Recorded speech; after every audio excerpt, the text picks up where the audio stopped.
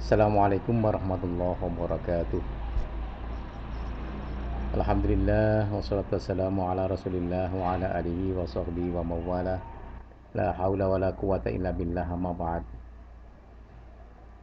Anakku sekalian, saya ucapkan selamat berjumpa kembali di pembelajaran online Aswaja kelas 6 SDI Pancasila Krian ya. Nah, dalam hari ini kita akan mempelajari tentang kedudukan ulama dalam Jamiah Nahdlatul Ulama. Ya, saya berharap kalian semua dalam kondisi yang sehat walafiat, dalam kondisi yang gembira, dalam kondisi yang senang, dan tetap semangat. Oke, lanjut. Tujuan pembelajaran kali ini adalah uh, kalian diharapkan setelah belajar dari video pembelajaran yang bagus buat ini, kalian memahami posisi ulama dalam organisasi NU. Ya, posisi itu kedudukan, ya, kedudukan ulama dalam organisasi Nahdlatul Ulama. Betapa pentingnya, betapa luar biasanya kedudukan para ulama dalam organisasi Nahdlatul Ulama. Itu tujuan pelajaran kita hari ini. Baik anak sekalian, yang pertama yang perlu kita bahas adalah peran ulama sebagai pendiri NU, ya. Peran ulama sebagai pendiri Nahdlatul Ulama. Yang pertama, bahwa NU ini didirikan oleh para ulama pesantren. Ya, NU itu didirikan oleh para ulama pesantren, bukan oleh siapa-siapa, tetapi oleh para ulama pesantren. Maka antara NU, ulama, dan pesantren tidak bisa dipisahkan. Ya, ulama yang saya maksud adalah para kiai di pondok pesantren itu para ulama, para kiai-kiai, para gus-gus di pondok pesantren atau di luar pondok pesantren, tetapi beliau ini punya kapasitas keilmuan yang bagus, itu adalah para ulama. Ya, jadi antara ulama, NU dan pesantren tidak bisa dipisahkan. Karena yang mendirikan NU adalah para ulama pesantren. Yang kedua, di antara ulama-ulama pendiri NU, di antaranya ini banyak, di antaranya yang terkenal adalah Kiai Haji Hasyim Asy'ari. Beliau adalah orang nomor satu di Nahdlatul Ulama. Kiai Haji Hasyim Asy'ari ini adalah pimpinan Pondok Pesantren Tepu Ireng, Jombang. Ya, Kiai Haji Hasyim Asy'ari. Kiai Haji Hasyim Asy'ari itu adalah cucunya Kiai Haji Hasyim Asy'ari adalah kakeknya, bukan cucunya, kakeknya Gus Dur ya. Kiai Haji Hasyim Asy'ari itu adalah kakeknya Gus Dur. Tepu Ireng, Jombang. Kemudian Kiai Haji Abdul Wahab Asbullah. Beliau ini adalah seorang seorang kiai yang luar biasa, ya, dari Jombang, dari Jombang. Kemudian adalah Kiai Haji Bisri Samsuri Jombang, Kiai Haji Raden Asnawi Kudus, Kiai Haji Maksun Lasem, Kiai Haji Ridwan Semarang, ya, Kiai Haji Nawawi Pasuruan, ada juga Kiai Haji Nahrawi dari Malang, Kiai Haji Ridwan Abdullah Surabaya, ya. Kemudian Kiai Haji Mas Alwi Abdul Aziz, ya, Kiai Haji Mas Alwi Abdul Aziz.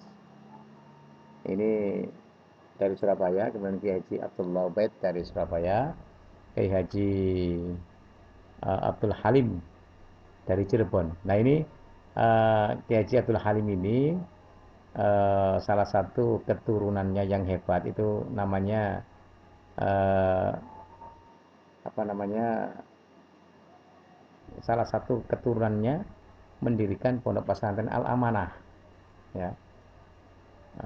Apa namanya Kiai Haji Asep Saifuddin, ya, Nyai Asep, ya. Itu beliau adalah keturunan dari Kiai Haji Abdul Halim. Kemudian Kiai Haji Ndoro Muntaha, ya, dari Bangkalan, Madura. Kiai Haji Dahlan dari Mojokerto, ya.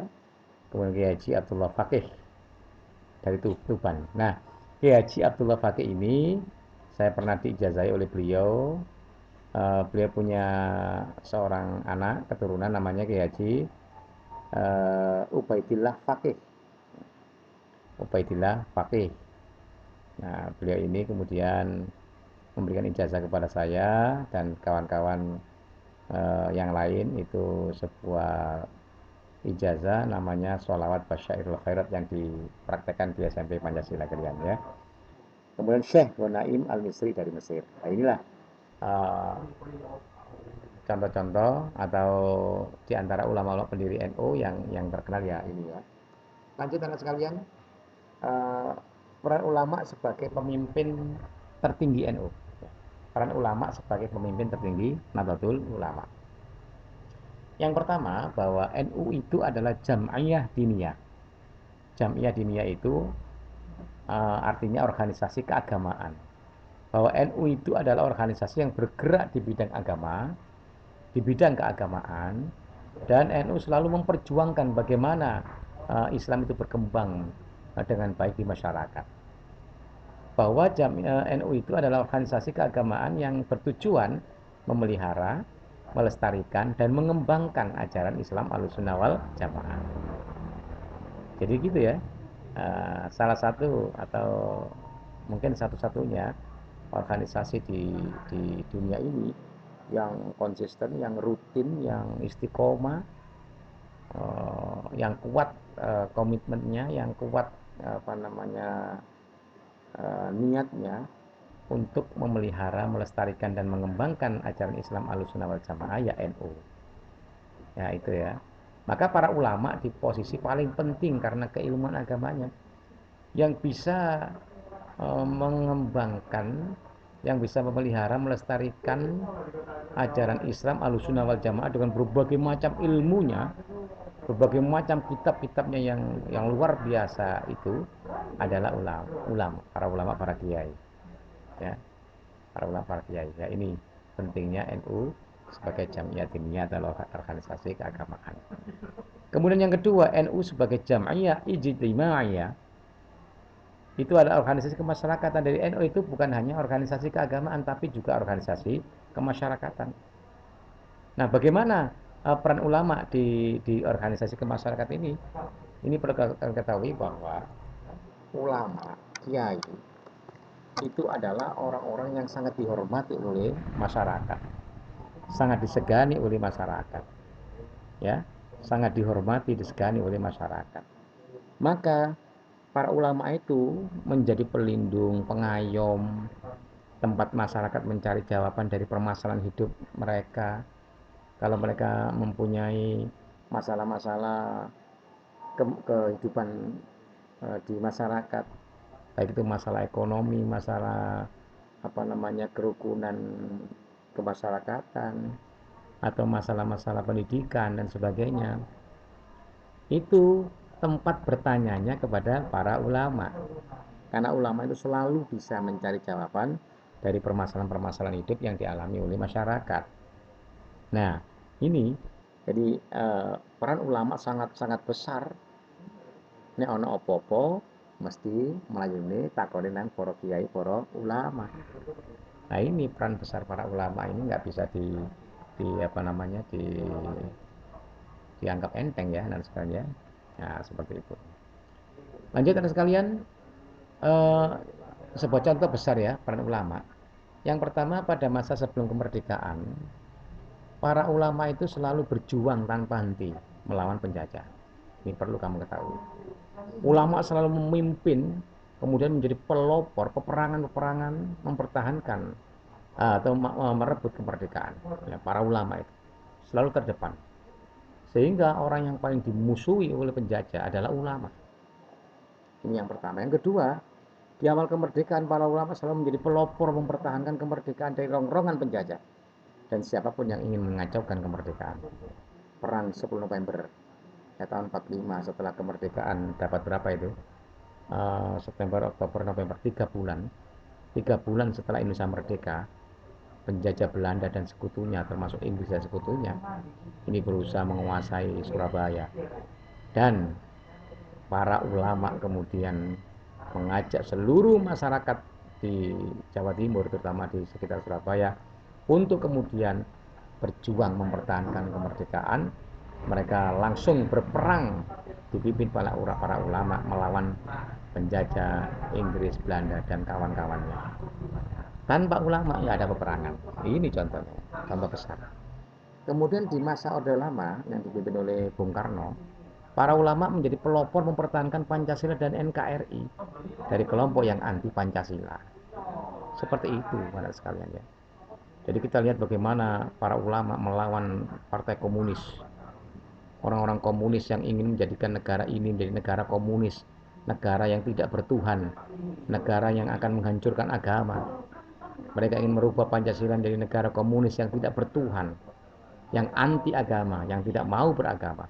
Maka di sana para ulama berjuang untuk apa namanya eh, mempertahankan Pancasila dan NKRI dari kelompok yang anti Pancasila. Dan yang keempat, anak sekalian, di era sekarang ini para ulama juga menjadi kelompok penjaga moralitas dan keutuhan bangsa. Ya, para ulama selalu menjaga NKRI harga mati, menjaga Pancasila dari segala macam paham-paham yang ingin merubah Pancasila di negeri ini. Para ulama ingin menjadikan negara ini utuh sebagai negara kesatuan Republik Indonesia, dan ulama juga menjaga moral bangsa ini dari moral yang buruk, moral yang menghancurkan bangsa ini. Nah, demikian aja ya. Contoh-contoh peran besar ulama, dan tidak akan saya perpanjang karena memang apa namanya durasinya tidak perlu diperpanjang. Lanjut yang terakhir sekalian, setelah kalian apa namanya mendengarkan keterangan saya tadi, tolong cari dan tulislah para kiai dan ustadz di desamu, baik yang masih hidup atau yang sudah wafat. Ya, jadi carilah nama-nama kiai ustadz di desamu, ya, dan buatlah tugas berbentuk tabel kolom, ya. Contoh misalnya daftar kiai dan ustadz desa Ponokawan misalnya. Nomor 1, 2, 3, 4 berapa orang. Nama kiai ustadz, ya, nama kiai atau ustadz, namanya siapa yang lengkap, alamatnya di dusun apa, misalnya dusun Ponokawan, dusun Karangpo dan sebagainya, ya. Bagaimana caranya? Tanya kepada orang-orang tua kalian yang sudah meninggal dulu, siapa saja para kiai, para ulama di kampung ini yang berjuang untuk agama di kampung kamu. Misalnya yang dahulu-dahulu, misalnya ada yang sudah meninggal 15 orang, kamu tulis 15. Yang masih hidup, yang sekarang masih berjuang di apa namanya di desamu, siapa saja yang masih hidup. Kalau yang sudah meninggal kamu kasih ALM, ya, almarhum. Yang belum jangan kamu kasih ALM, ya. Saya kira itu nanti tugasnya dikumpulkan pada saat apa namanya kalian ke sekolah, ya, dikumpulkan di sekolah, atau bisa kalian foto hasilnya kamu kirim ke saya, ya. Silakan tanya, ya, caranya silakan tanya kepada orang-orang yang sudah tua, yang tahu siapa ulama-ulama kiai-kiai zaman dahulu yang berjuang di desa kamu, ya. Saya kira itu. Nah, dia demikian anak sekalian, tetap semangat, tetap pakai masker, ya. Kemudian tetap cuci tangan dengan sabun, jaga jarak, jangan berkerumun, dan jaga imun kalian, daya tubuh kalian dengan banyak, dengan cukup olahraga, cukup makan, dan cukup beristirahat, ya. Tetap gembira dan selalu mendapatkan ridho Allah Subhanahu wa taala. Amin ya rabbal alamin. Sampai jumpa anak sekalian di apa namanya pembelajaran ke depan. Mudah-mudahan Allah Subhanahu wa taala memberikan kekuatan dari batin kepada kita untuk bisa berjumpa kembali di masa-masa yang akan datang, di pembelajaran yang akan datang. Terima kasih. Allahumma muwaffiq ila aqwamit thoriq. Assalamualaikum warahmatullahi wabarakatuh.